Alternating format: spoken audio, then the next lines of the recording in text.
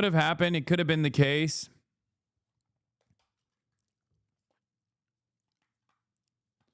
But there's also a pretty decent likelihood that they are just hiding that this was a combat casualty. You know what I mean? Yeah, mid-air collision with a rocket. All 6 members of a U.S. military refueling aircraft crews have now been confirmed dead after a crash in western Iraq, U.S. Central Command has said. The U.S. initially said it located 4 of the deceased crew. It said neither hostile nor friendly fire were involved in the loss of the KC-135 aircraft on Thursday. The tanker had been involved in ongoing U.S. operations against Iran, and it was one of the 2 aircraft involved in the incident. The second landed safely. There was a photo. The reason why I say it's probably not a fucking mid-air collision is because the second strato tanker had its vertical stabilizer clipped.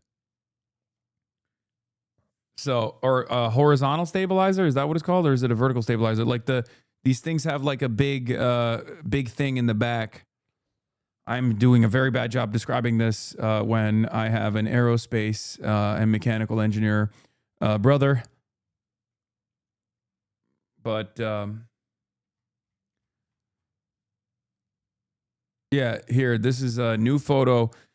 New photos show a U.S. KC-135 refueling aircraft involved in yesterday's mid-air collision over Iraq, landing at Ben Gurion Airport with major damage to his tail stabilizer. Yeah. Like, I don't know if this is a clipping.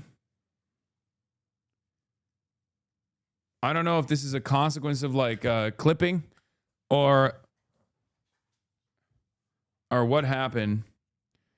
Could have been that the other one was blown up and then it actually hit the other vertical stabilizer. Yeah, I mean, it's gone. The top of it is fucking gone. So I don't know how valid this is, you know?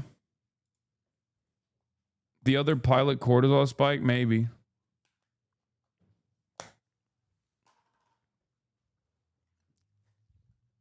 Just know that normally these refuelings happen at like 19,000 feet, super high altitude, which is, out of reach of conventional small arms fire, obviously, and out of reach of like many of the weapons that the Iranians have and the Iraqi resistance forces have, except for they do have some rockets that can reach that height.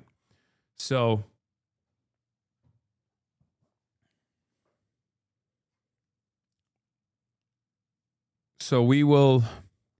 we'll find out soon enough. The Boeing manufactured aircraft are capable of refueling planes midair and play a major role in U.S. military operations. They've been playing an extensive role in this military operations because the runways that are in the vicinity of Iran have been fucking toasted. They've been cratered. They've been lasered. If you're wondering why Iran was attacking the Gulf, this is why. So they have to engage in refueling because planes are taken off from a much further distance than they normally would in these bombing operations. And because they can't actually fucking go back and sit on a runway nearby, they have to get refueling in these bombing campaigns. And it could be a consequence of like the Stratotankers pilots constantly being in the air and being fatigued. Or it could have been that the Iraqi resistance, at least the IRGC claims it was the Iraqi resistance that, clipped one of the 2 Stratotankers. CENTCOM said the incident occurred about 2 p.m. Eastern time on Thursday, and the circumstances of the crash are now under investigation. A search and rescue operation was then launched to locate the remaining 2 crew members. U.S. Military Command Unit added that the identities of personnel who had been killed were being withheld for 24 hours so the next of kin could be notified. General Dan Kane, chair of the Joint U.S. Chiefs, told the news conference on Friday that the plane had crashed while the crew was on a combat mission. U.S. Defense Secretary Pete Hegseth hailed the aircraft crew members as American heroes, stressing that their sacrifice will only recommit us to the resolve of this mission. I mean, they might as well come out and say, may their memory be a blessing. Am Israel Chai. They died for Israel. It's the holiest cause that we could possibly engage in. We are trying to bring about Armageddon. We are evangelical Zionists. Because that's kind of what's going on here. So it's got to be the shittiest position to be in if you're General Raising Cane. I mean, I have no sympathy for that fucking asshole anyway. I mean, he's a bloodthirsty monster. But it is fairly funny to think about from a truly, amoral perspective. If you were to look at his like career, if you look at his ambitions, if you look at what he was able to conduct in Venezuela as a competent military operation, he very clearly didn't want any of this to happen, which is precisely the reason why in the buildup of the armada surrounding Iran, what did he do? He warned the administration in closed-door meetings. The administration clearly didn't listen to him, and instead listened to Benjamin Netanyahu and Lindsey Graham, the most compromised man in American politics. And then what did General Raising Cane do? He went to every media outlet he possibly could, and sang to them.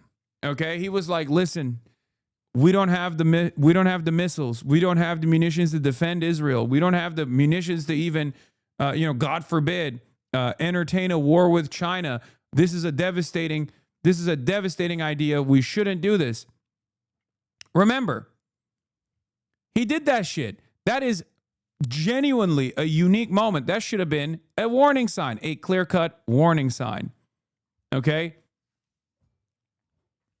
And now we're nearing boots on the ground territory here as, battle casualties keep going up, as the economic damage keeps rising, as the American defense munitions are getting depleted day in, day out, as seemingly the Iranian missile striking capabilities have not deteriorated to such a degree that they can't stop Iran from striking Israel.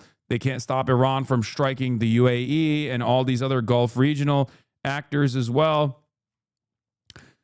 So where do we go? Where the fuck do we go?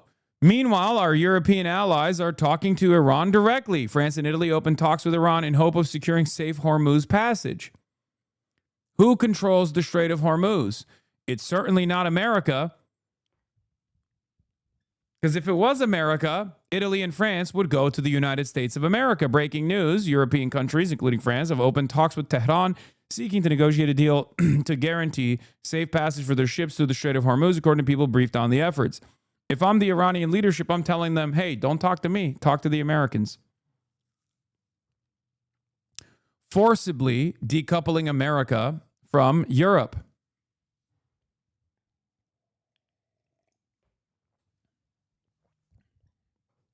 Of course, European leadership are servile dogs, and they will probably still do the bidding of the Holy Empire, the greatest empire that has ever existed, the United States Empire, the Israeli Empire.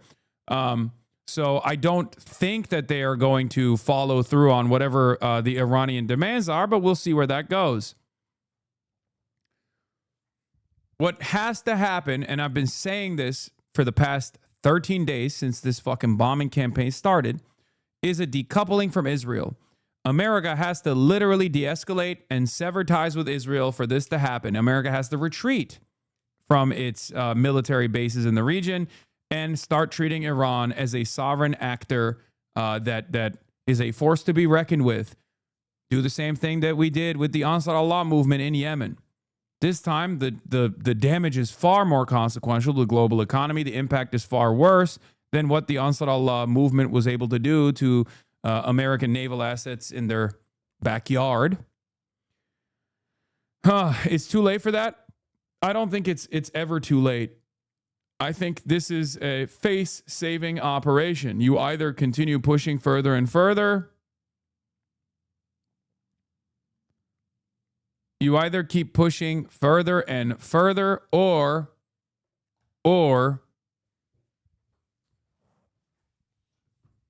you go into the direction of boots on the ground and American empire is dead as we know it, or you retreat and you engage in a strategic retreat that allows you to save face and allows you to maintain some of your force projection capabilities. But we are run by a bunch of philosemitic boomers who are both egomaniacal and genuinely think that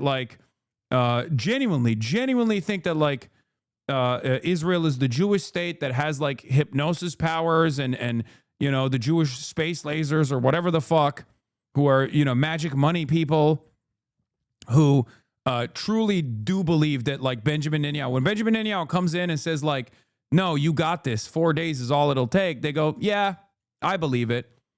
They're still operating with 1967 mindset. It's fucking idiotic.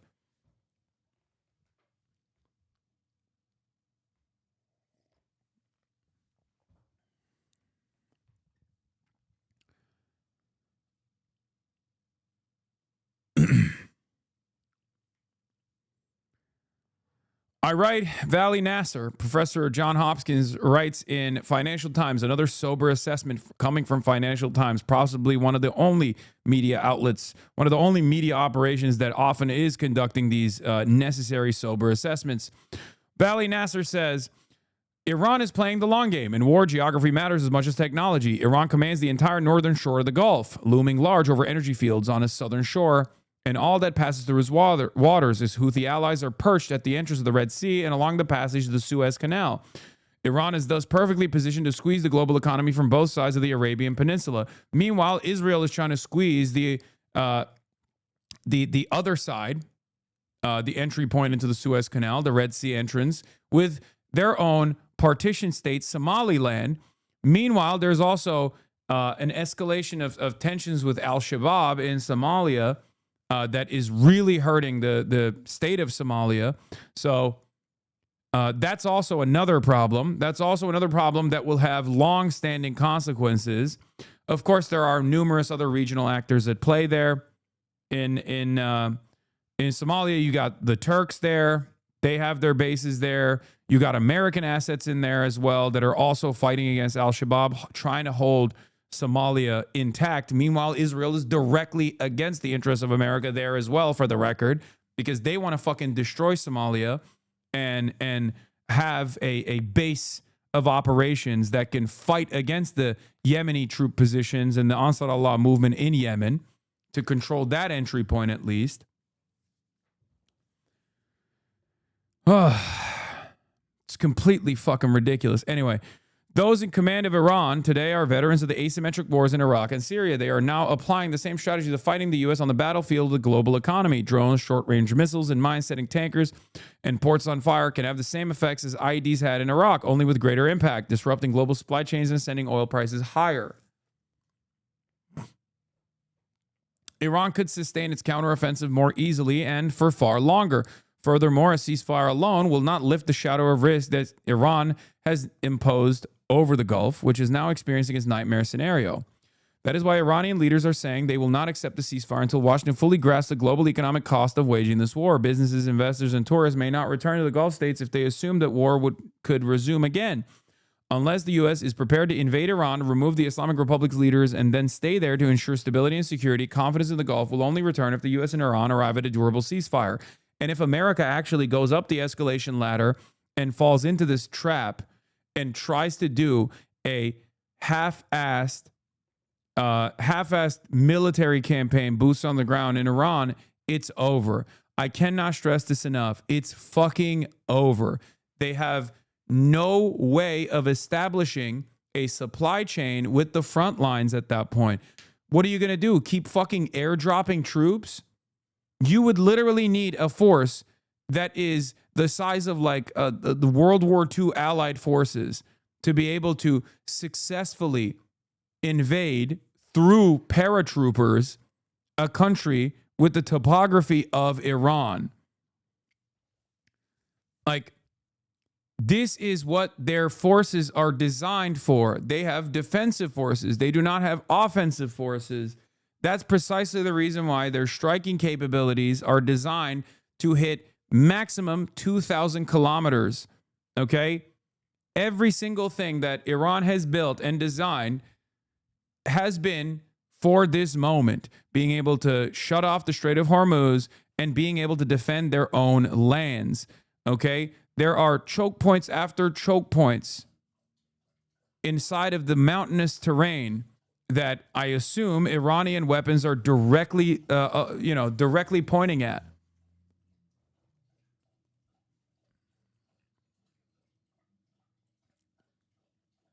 Why do you doubt our warfighter? Yeah. Our warfighters, dude, our anti-woke militias will take over Iran. in a moment's notice. Yeah, well, if this is a fucking game of who's less woke, Iran kind of beats out our forces too, don't you think?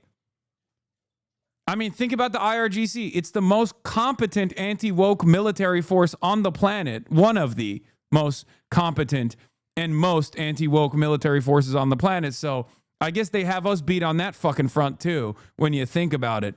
If this is a battle of woke for woke, Iran wins on that front too. Except they're pro-trans, but that's it. Remember when I talked about Iran being maybe a little too pro-trans as a joke, but like Iran being pro-trans in general? And everybody got mad at me because they didn't know that that was the case, that like you can get gender confirmation surgery in Iran, but then it goes a little too far and they actually do forcible gender reassignment in Iran to people who were caught having gay sex.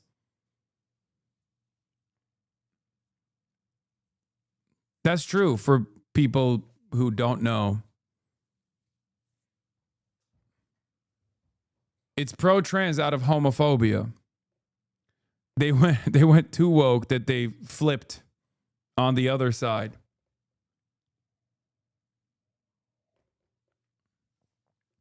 Isn't China and Japan the same? No. What? No. Not even a little bit, dude. What the fuck? There is no forcible gender surgeries taking place in neither Japan nor China if someone is outed as being gay. What the fuck are you talking about? That is a incredibly cruel and incredibly torturous medical procedure that is totally unacceptable. It's torture. It's fucking crazy. But yes, they do unironically do transgender for everybody. I'm gay and Lebanese. No, we like gender affirmation. We like gender confirmation. We don't like forcible gender reassignment surgeries. That's psychotic. Anyway.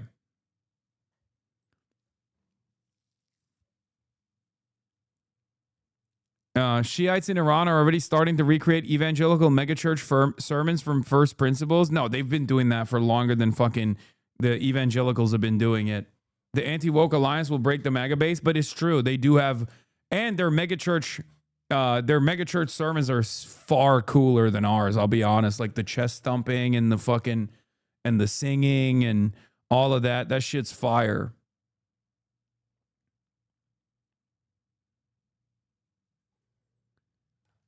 Iran is a desert, mountainous, no supply lines, guarantee certain death. Yeah.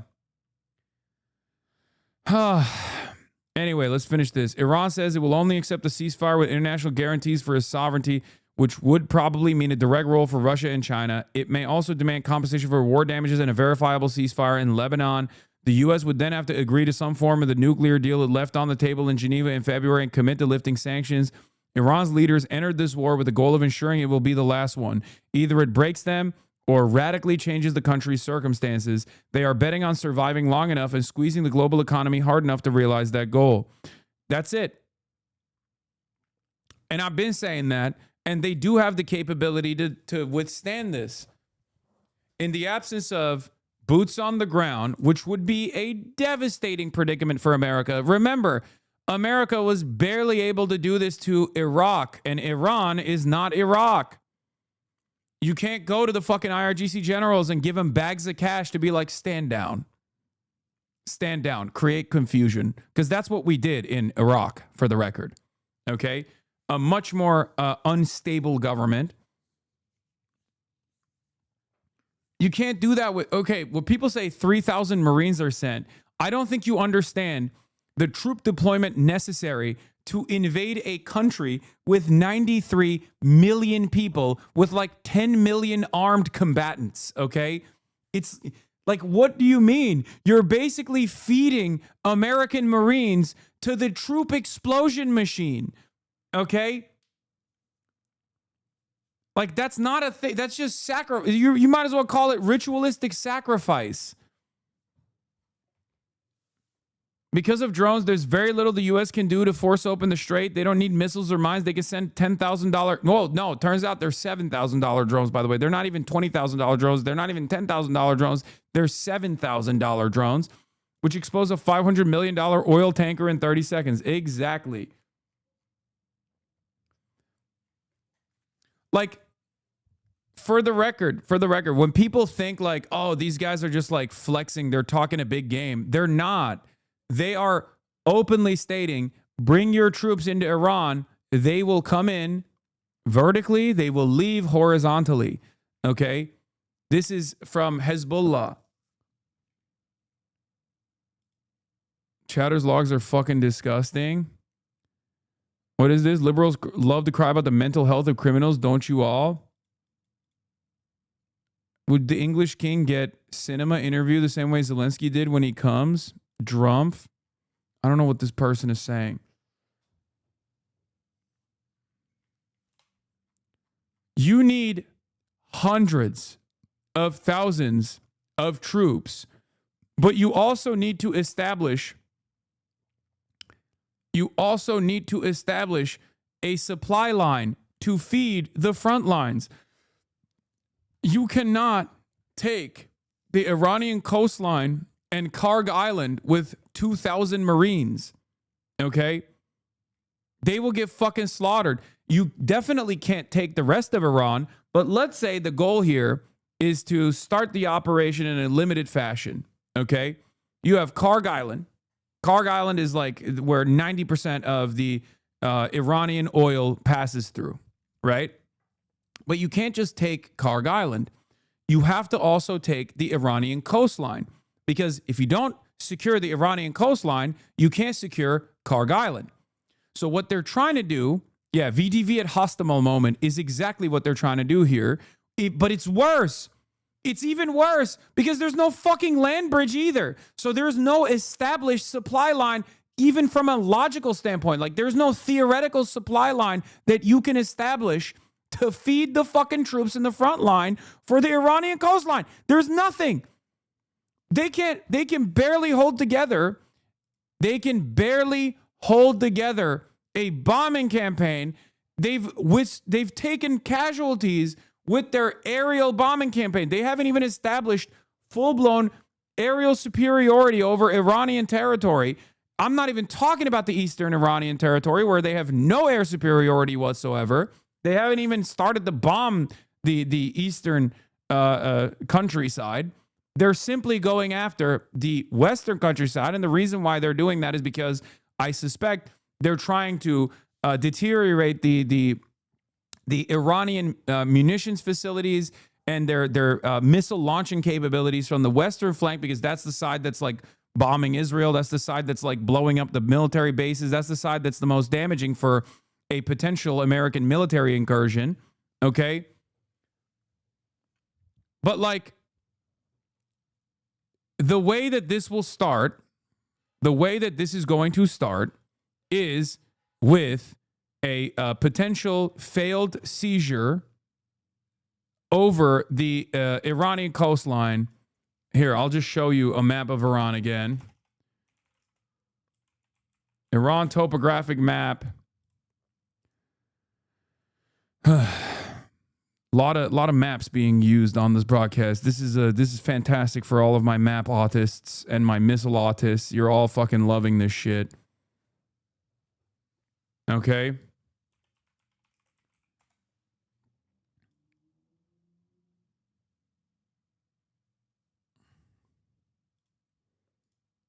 Here, hold on. Here, let's show you Karg Island, okay? This is where Karg Island is, okay? It's this massive oil refinery facility and oil transfer facility. 90% of all Iranian oil passes through Karg Island, okay? It's right off the coastline of Iran. Now, this is a topographical map of Iran.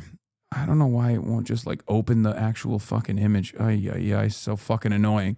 But the thing is, in order to secure Karg Island, if you want to invade Karg Island, you have to literally, one, destroy all of the launching capabilities that exist off of the mountainside, okay? You need to first destroy all the launching capabilities. You need to secure the bases in Iraq and Kuwait especially, and maybe even Saudi Arabia. You haven't done so. Then you need to make sure that you have full-blown air superiority over the western coast of Iran. You haven't done that either. Then on top of that, you need to be able to deploy hundreds of thousands of troops potentially, or at least like, I don't know, fucking 50,000 troops, or I don't know what the actual number is, but you need a shit ton more troops than 2,000 fucking Marines, okay? 2,000 of our best Marines. Not going to work, okay? It's not going to work. You need a fuck ton more military buildup. You haven't established any fucking direct supply lines with that front line if you were to do such a campaign. So what are you going to do? Paratroopers? You're going to fucking you're going to drop ship our paratroopers into fucking Karg Island so they get what? Slaughtered? You have to also secure this coastline. You have to literally deploy troops across this coastline to ensure that you can protect the entire region. Okay? So if you don't have any assurances that you've been able to successfully cause attrition on the Iranian missile capabilities, Iranian drone striking capabilities in this dense fucking mountainous region, okay? And they're still going to keep popping their fucking heads out and deploy $10,000 lawnmowers that can take out billion-dollar pieces of equipment if they choose to do so. What the fuck do you think is going to happen to your troops at that point? You're going to see a lot of fucking drone compilations, and just like you see in Ukraine, but significantly worse. This time it won't be Russians in the grayest footage you've ever seen begging for their lives in their last moments. It'll be American soldiers. It'll be your fucking neighbors. It'll be your family members.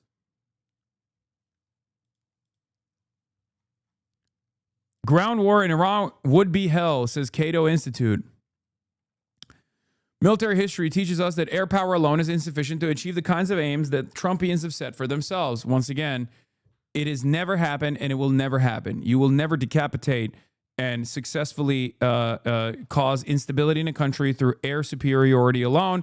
We don't even have full-blown air superiority, not even over Western Iran, for the record. When Americans tell you we have completely created air superiority in the Western territories, they're lying, okay? They still have denial systems that they bring out periodically, and that's precisely the reason why you still hear about like MQ-9 Reaper drones falling out of the air, for example. How does that happen? Why are the Israeli drones falling out of the sky?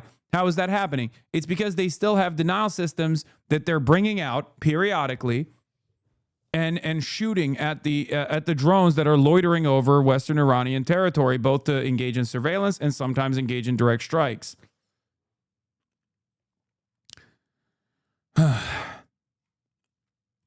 There's no will amongst the military to do this. There is no capabilities that we have to do this.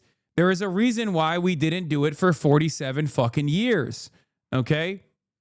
There's a reason. Because this was going to happen inevitably. So every general was like, why the fuck would we do this? This is so psychotic. It's so stupid. You needed someone psychotic enough. You needed someone psychotic enough like Donald Trump and dumb enough like Donald Trump to believe it. Okay? To believe in the Israeli intelligence, to believe in the might of the Israeli Air Force and the superiority of Israeli espionage, to fucking lean into something so stupid. It's unfucking believable.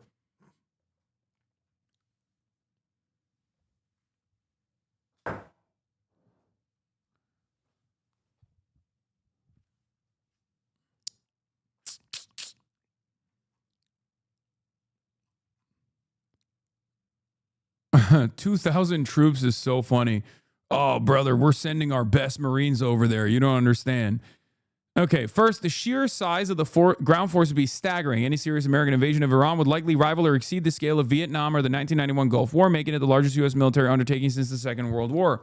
Iran's landmass and population size alone would prove a daunting hurdle.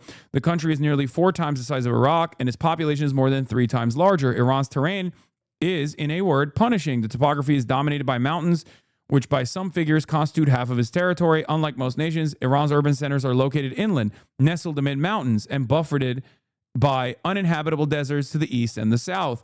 This combination, here it is. Just want you to understand again. Like any parts of Iran that don't have these crazy fucking mountains is desert, okay? What do you do? How do you deal with that? You seem to be radically underestimating how hard each of the 2,000 troops are. Yeah, that's what's happening.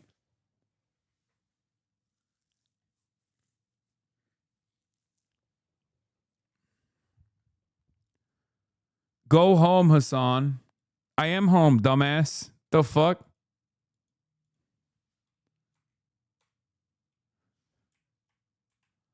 Fuck. Anyway, unlike most nations, Iran's urban centers are located inland, nestled amid mountains. This combination of Iran's built and natural environments would mean that U.S. forces would have to advance through numerous bottlenecks to even reach Iran's military and population centers. And while Iran is in the middle of the pack in terms of population density, its capital, Tehran, teams with more than 15 million souls. A fight to capture the city against a determined enemy would amount to the largest urban battle in American military history.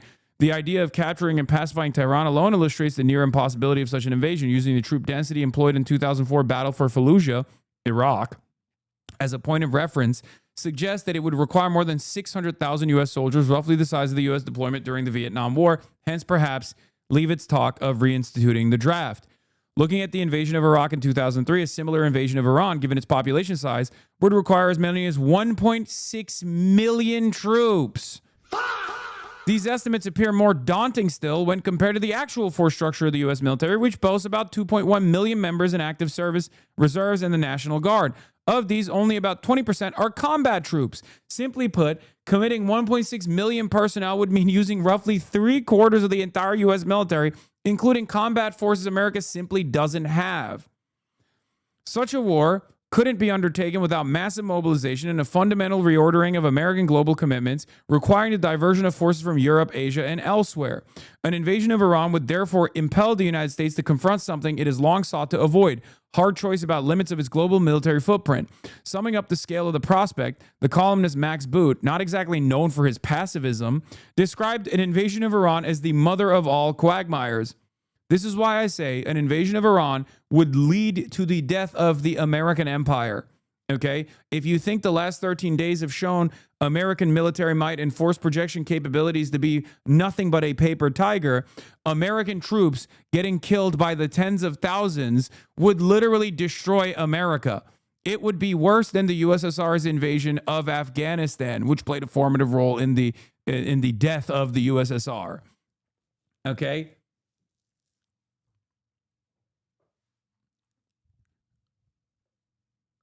You can say, Gangi, we got contingency plans upon contingency plans. You have no contingency plans, especially because, guess what? Once your munitions are depleted, you have no way of restocking them. Because if China were to turn off the trade faucet and implement export controls for raw earth, as Donald Trump likes to call it, rare earth minerals, and magnets that are necessary for the American defense industry, you're fucked. Now you got no bullets. Okay? You ain't got no fucking bullets at that point. What do you have? You have no supply chains, no way to fucking feed the military in the front lines, not even enough troops to even launch a ground invasion.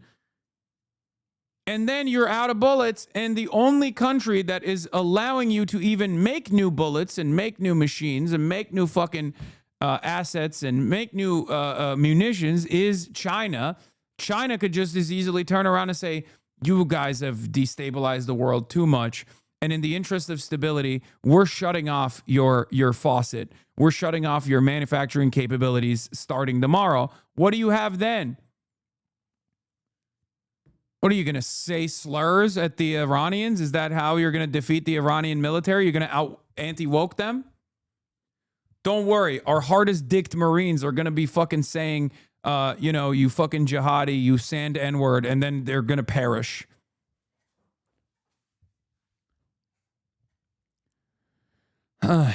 Not that it matters, because all of the worst case scenarios that I keep describing to you guys are worst case scenarios that many military generals don't want to even contend with in these rooms, because all of the fucking generals that would have told Donald Trump, you're a fucking idiot, stop this, have been fired.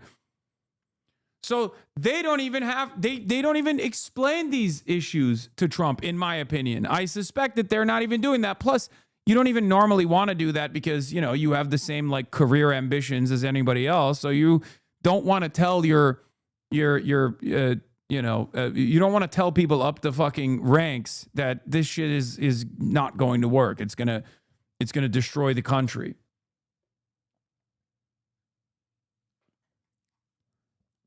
Then comes the next obvious problem, fighting the war. While Iran's military would likely lack air superiority and remains less technologically advanced than that of the United States, the Islamic republics shouldn't be taken lightly. Before the outbreak of the current war, the country's regular armed forces were estimated at roughly 420,000 personnel. Iran's more ideologically committed Islamic Revolutionary Guard Corps numbered around 190,000, backed by a militia force known as Basij of more than 600,000. How much of this force could ultimately resist an invasion is speculative. Some may defect and others removed from the battlefield before they can fight. But what is clear is that Iran would likely adhere to its long-standing doctrine of defense in depth. Drawing on lessons from the Iran-Iraq War, Iranian planners adopted what they call a mosaic strategy, which they've already implemented. Decentralized command structures combined with a willingness to trade territory to wear down an invading force through attrition. Supporting this strategy would be Iran's still significant arsenal of rockets and drones. These have already surprised U.S. military officials in recent engagements and could prove even more dangerous on Iranian soil, where shorter flight times would give the Americans far less warning. Iranian militias in the region, too, are battle-hardened, versed in irregular warfare, and in many cases acquainted with American tactics. I've explained this to you over and over again as well. The reason why they're very capable is because they've been fighting ISIS in the region for the last 20 fucking years. Oftentimes alongside the American forces, by the way, ironically enough. Pentagon to deploy another 5,000 additional service members. Yeah, I mean, this is literally what's going on, dude. Just, it's the meme, is a Twitter meme of like the guy who keeps feeding stray kittens to the coyotes in his backyard, you know?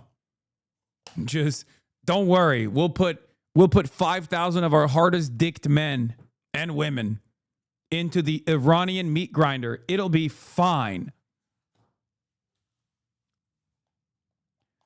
This kind of troop deployment signals one thing and one thing only. Donald Trump is not backing away because he's an absolute fucking moron. Oh my God. This is so devastating.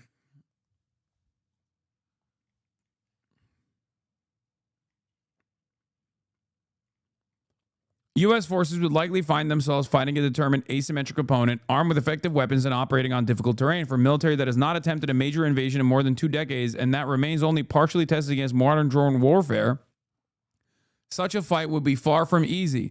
Like, Iraq is the best case scenario, right?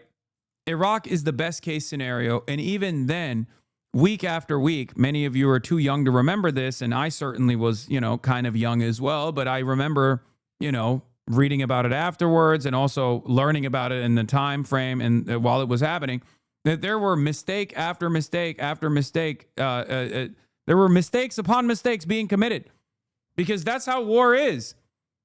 Okay. And that was the best case scenario. Iraq did not have the solid fundamentals that Iran has. And even then, there were issues.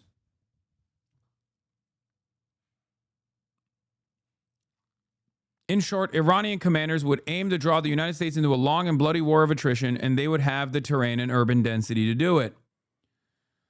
Some will argue that the past is not prologue, that the Iranian regime is unpopular and therefore unlikely to inspire serious resistance. It's telling, however, that American bombings have yet to create fissures in the regime, nor has the American air campaign inspired the Iranian people to revolt. On the contrary, all available evidence points to regime consolidation and the closing of the gap between public sentiment and elite opinion. Then, 2, critics underestimate the power of nationalism, particularly in the Iranian case, the rally around the flag effect, the well-documented tendency of citizens to unite behind their government in wartime. was most clearly demonstrated in Iran after Saddam Hussein invaded the country in 1980, a move that ultimately consolidated the very regime the Iraqi dictator had hoped to topple. That was our doing as well, by the way.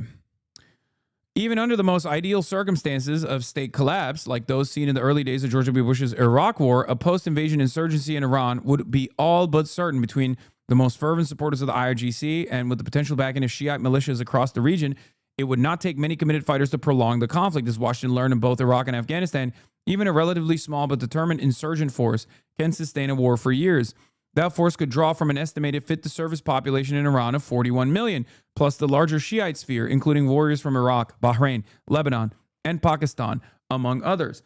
Much like Iraq and Afghanistan, the defeat of the Iranian army would be a fleeting victory, assuredly followed by a bloody and open-ended slog with an insurgency. It's far more consequential and far worse than the Taliban, who, by the way, I don't know if you guys have been looking at the numbers on the board, currently rule Afghanistan after 20 fucking years of occupation. Fantastic. This time it's even worse, though. Finally, an American escalation into a conventional ground invasion would deepen the already daunting regional crisis. I will say, by the way, straight up, removing all troops from Afghanistan has played a major role in diminishing American capabilities. I will say that.